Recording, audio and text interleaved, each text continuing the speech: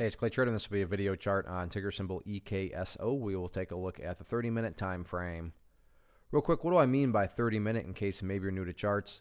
Instead of each one of these candlesticks here representing 1 day's worth of price action, which is what you would normally see, each one represents 30 minutes. So while this here may look like several days worth of time, it's actually just today's price action broken down into 30-minute time slices. I like to this time frame. I think that's a good job of telling the quote-unquote story of the price and just makes mapping out levels of support and resistance a bit easier to see. I've been doing this analysis on a routine basis, including on Friday, so that's where these green and red line annotations are coming from. But after today's price movement, definitely some updates here need to be done.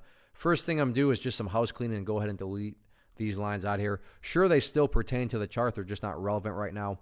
And from a presentation standpoint, I don't want to risk causing clutter and confusion with lines all over the place. So just want to try to keep this as clean as possible. So the first update that needs to be done comes from a foundational rule in charting, which states when levels of resistance are broken and closed above, you want to see them act as support. So for those of you that did watch the video from Friday, hopefully you remember me talking about 265 as that level of resistance.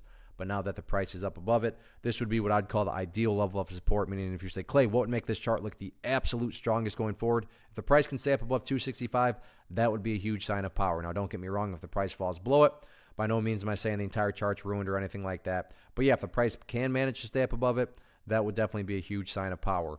Taking a step back, looking at the big picture of things, as I talked about on Friday, and I will continue to talk about this, but from, like I said, the big picture of it all perspective, it's all about that purple line right there, the 50-period simple moving average.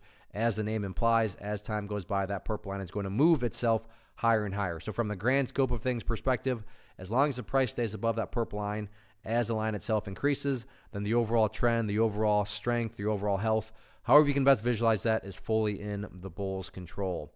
Now, what about areas of resistance? If this upwards move is going to continue, where are some of these next key battlegrounds at? In regards to where those sellers seem to be hanging out at right now, right up around the $3.10 mark. I realize the price did technically go a little bit above there, but I think we can all agree for the main part, the majority of the congestion right now, right up around $3.10. All in all, though, as long as the price keeps on doing what it's been doing in regards to building those higher bases, then the chart's going to keep on taking care of itself. So great way to start the week. We'll see if the bulls can continue to build upon this trend or not. One of the biggest questions that I get is, hey Clay, how do you find the stocks that you trade? So what I've done is put together a free resource guide where I talk about the tools that I use to locate stocks that I find interesting and think may have potential. So if that sounds like something that could add value to you as a trader, then click on the image that is up on the screen right now and I will email you the guide. The guide itself is very short and to the point, and best part, it's completely free.